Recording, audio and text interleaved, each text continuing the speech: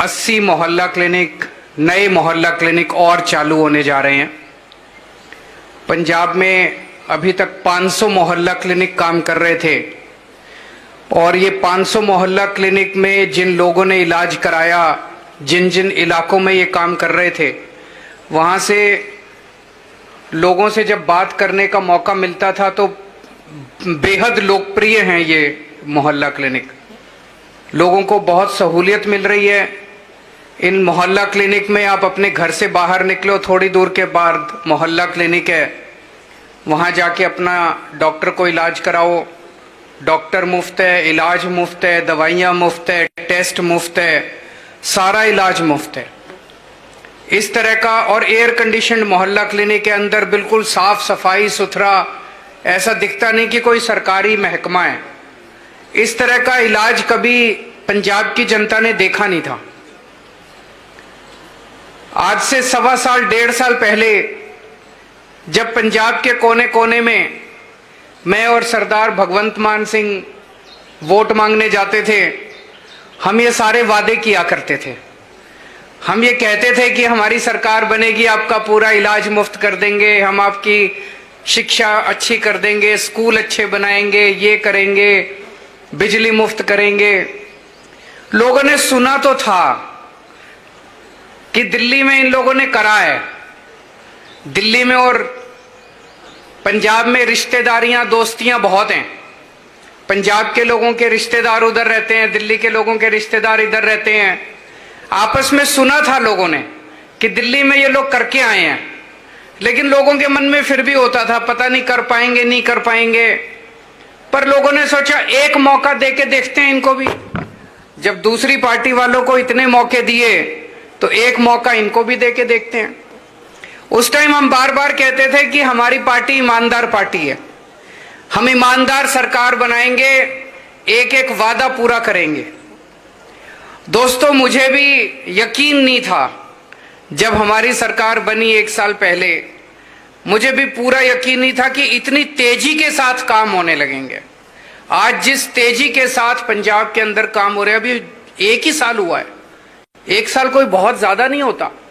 इन लोगों ने 75 साल से इन सारी पार्टियों ने मिलकर पंजाब को लूटा था। जो ये एक उंगली लगाओ इसके नीचे 1000 घोटाले मिलेंगे आपको पंजाब के अंदर। इतने घोटाले कर रखे हैं, इतने माफिया, कोई सेक्टर उठा के देख लो, माफिया ही माफिया, माफिया ही माफिया। उस सारी चीजों को ठीक करने में टाइम तो लगता है। उसके बावजूद जैसा भी भगवंत मान साहब ने बताया, दिल्ली में हमें 500 मोहल्ला क्लिनिक बनाने में 5 साल लग गए। पंजाब में 580 मोहल्ला क्लिनिक 1 साल के अंदर बन गए। पिछले 3-4 महीने में मेरा कई बार आना जाना हुआ। मान साहब ने मुझे कई बार बुलाया और हर बार कोई नई चीज का उद्घाटन करने के लिए आता हूं मैं। कभी 400 मोहल्ला क्लिनिक का उद्घाटन करने के लिए बुलाया, एक बार 100 मोहल्ला क्लिनिक का उद्घाटन करने के लिए बुलाया, आज 80 मोहल्ला क्लिनिक, एक बार योगा क्लासेस का उद्घाटन करने के लिए बुलाया। मुझे बहुत अच्छा लग रहा है कि इतनी तेजी के साथ आज पंजाब की तरक्की हो रही है। 75 साल तक पंजाब के लोगों ने केवल लूट लूट लूट और लूट और चोरी और डकैती देखी थी। पहली बार आज पंजाब विकास की बुलंदियों को छू रहा है। और जब आप अच्छा काम करते हो तो उसकी खुशबू चारों तरफ फैलती है। दिल्ली में जब हमने अच्छा काम चालू किया करना तो उसकी खुशबू चारों तरफ फैलने लगी और उसकी खुशबू पंजाब तक पहुंची और पंजाब में दिल्ली के कामों की खुशबू फैल गई और पंजाब के लोगों ने हमारी सरकार बना दी। अब पंजाब के अंदर अच्छे काम होने लगे हैं और पंजाब के अच्छे कामों की खुशबू चारों तरफ फैल रही है। पहले हमने दिल्ली में बिजली मुफ्त की। लोग कहते दिल्ली में तो हो सकती है, पंजाब में नहीं हो सकती। अब पंजाब में भी कर दी। अब लोगों को लगता है हाँ यार हो तो सकती है, बिजली तो हर जगह मुफ्त हो सकती है। बिजली मुफ्त की हमने कहा था, वादा किया था, 1 साल के अंदर हमने बिजली मुफ्त कर दी।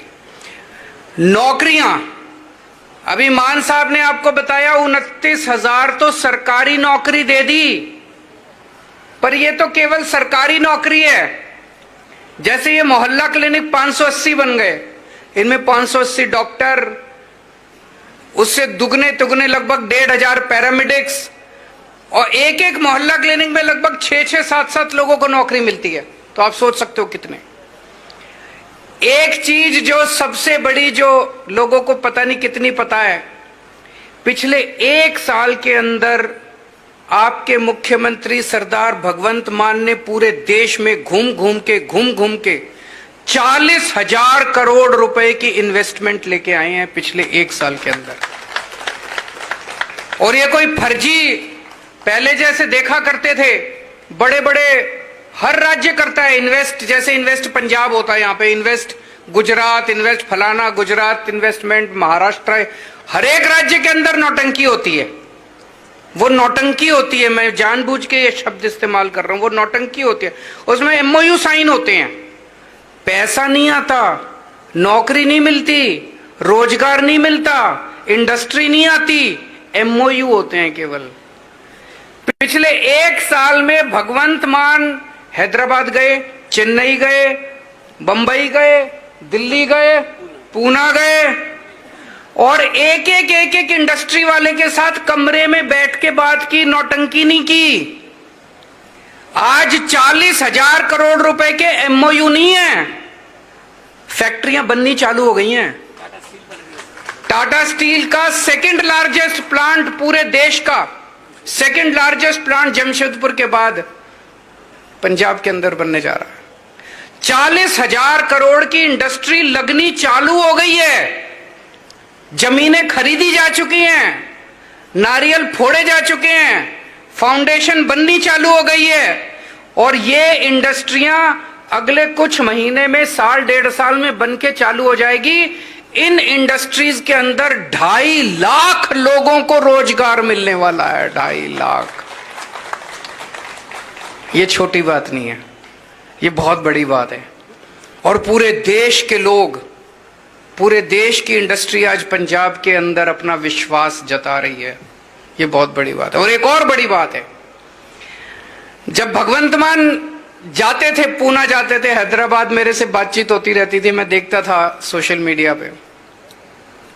अक्सर मुख्यमंत्रियों की एक ईगो होती है, अहंकार होता है, मैं तो मुख्यमंत्री हूं, मैं तो सीएम हूं, पंजाब का सीएम हूं, मेरे से मिलने तो टाटा स्टील का चेयरमैन आना चाहिए। होता है कि नहीं होता है? वो अपने पीए से पूछता है, मुख्यमंत्री कौन मिलने आ रहा है? तो पीए वहां से करता है, यार चेयरमैन से कम तो क्या आना चाहिए हमारे मुख्य, ये सीईओ से मिल लेते हैं, ये मैनेजिंग डायरेक्टर से, किसी से मिल लेते हैं। कोई ऐसा शख्स आ जाए जो पंजाब में पैसा लगाने को तैयार हो, कोई ऐसा शख्स आ जाए जो पंजाब के बच्चों को नौकरी देने को तैयार हो। भगवंत मान का कोई अहंकार नहीं है, ये सबसे मिल लेते हैं। ये बड़ी बात है। 1 साल के अंदर 40,000 करोड़ रुपए लाना कोई हंसी खेल नहीं है। 40,000 करोड़ रुपए के तो इनके पुराने मुख्यमंत्रियों के फर्जी एमओयू हुआ करते थे। ये आज इंडस्ट्री लगनी चालू हो गई, ये बहुत बड़ी। पहले हम देखते थे टंकी पे चढ़े रहते थे बच्चे, टीचर, कोई टीचर टंकी पे चढ़े हुए हैं, ये कच्चे कर्मचारी टंकी पे चढ़े हुए हैं, वो कच्चे ये सिलसिला बंद हो गया जब से आम आदमी पार्टी की सरकार बनी है। आज 27,000 से ज्यादा लोग, बच्चे पक्के हो चुके हैं। और जैसा उन्होंने कहा, फर्जी पक्के नहीं कर रहे। अभी तक जितनी सरकारें आई, चुनाव के पहले 2 महीने बाद चुनाव है, 2 महीने पहले कैबिनेट में प्रस्ताव पारित करके कह देंगे सारे पक्के हो गए। ऐसे पक्के नहीं होते। फिर कोई कोर्ट में चला जाता है और कोर्ट में केस पे केस चलते रहते हैं। उनकी नीयत खराब थी, उन्होंने पक्के करने नहीं थे। हमने सरकार बनते ही पक्के करने चालू कर दिए। एजी को बिठा के, वकीलों को बिठा के, अफसरों को बिठा के, सबको बिठा के पूछा भाई कैसे पक्के करें ताकि कोर्ट में केस नहीं होना चाहिए, पक्का काम होना चाहिए, हमारे बच्चे कोर्ट के चक्कर नहीं काटने चाहिए। 27,000 लोग ऑलरेडी पक्के हो गए, जितने बच्चे वो भी सारे पक्के हो जाएंगे। कोई कोर्ट में केस नहीं गया, सारे बच्चे पक्के हो गए, कोई अभी तक किसी को चैलेंज नहीं किया गया। नीयत साफ है हमारी। हमने 5 साल का इंतजार नहीं करा, हमने ये नहीं देखा कि 5 साल बाद चुनाव आएंगे तब करेंगे। अभी से काम शुरू करना चालू कर दिया हम लोगों ने। अब स्कूल बनने, आज मैंने देखा हमारे शिक्षा मंत्री डॉक्टर हरजोत बैंस, उन्होंने आज एक ट्वीट किया हुआ था, जो पहला सरकारी स्कूल ऑफ एमिनेंस बनने जा रहा है, क्या शानदार बिल्डिंग उसकी दिखाई थी उन्होंने। अभी बन रहा है, बनेगा, बन के देखना। मुझे लगता है पंजाब के लोगों के लिए टूरिस्ट प्लेस होगी वो सरकारी स्कूल। और थोड़े दिनों के बाद, थोड़े सालों के बाद देखना, पंजाब का हर सरकारी स्कूल आपके शान की बात होगी, पंजाब के लोगों की शान की बात होगी। सरकारी स्कूल में पढ़ाना पंजाब के लोगों की शान होगी। जैसे दिल्ली के अंदर लोग अपने बच्चों को प्राइवेट स्कूल से निकाल के अब सरकारी स्कूलों में भर्ती करा रहे हैं, ऐसे ही पंजाब के अंदर सिलसिला होगा। अभी अभी मैं बैठा था, डॉक्टर बलबीर मेरे को बता रहे थे कि सर हमने मोहल्ला क्लिनिक बनाने तो शुरू कर दिए, अब सारे सरकारी अस्पताल जितने हैं, सिविल हॉस्पिटल जितने हैं, डिस्ट्रिक्ट के अंदर जितने, उनको अब ठीक करने का काम शुरू हो रहा है।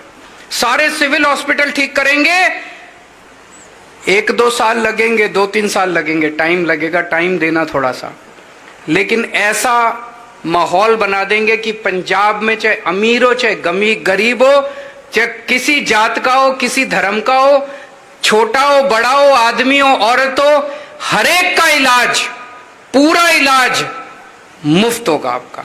एक डिस्प्रिन से लेके और चाहे 20 लाख 30 लाख रुपए तक का भी आपका ऑपरेशन होगा, वो मुफ्त होगा। उसके ऊपर सरकार पूरा काम कर रही है, मान साहब की सरकार। किसानों को मुआवजा दिया 15,000 रुपए प्रति एकड़। एक तो इतना मुआवजा आज तक कभी मिला नहीं था, और दूसरा फसल आज बर्बाद होती थी, मुआवजे का ऐलान हो जाता था, 2-2 3-3 साल तक लोग चक्कर काटते रहते थे। इस बार 10 दिन के अंदर, 20 दिन के अंदर अकाउंट के अंदर पैसा पहुंच गया। ये कोई छोटी बात नहीं है, बहुत नीयत दिखाता है कि नीयत है हम लोगों की।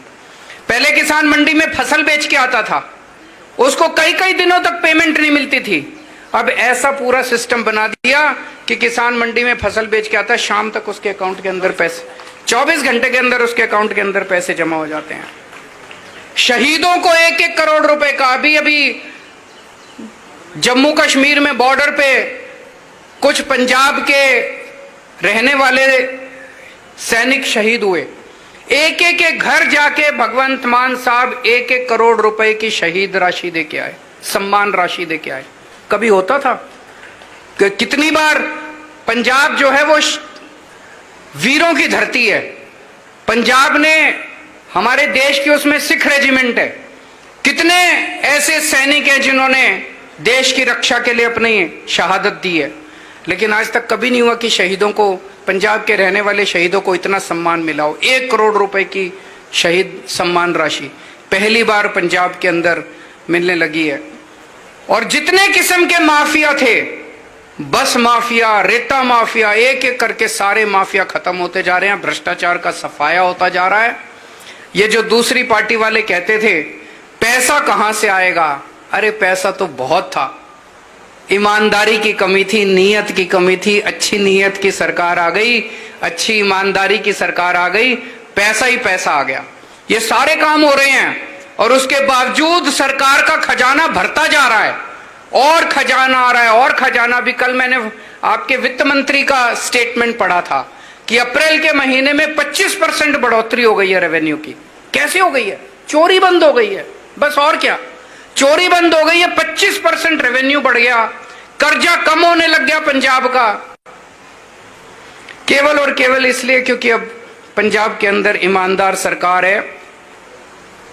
इसी वजह से हमारे सारे विरोधी घबरा रहे हैं।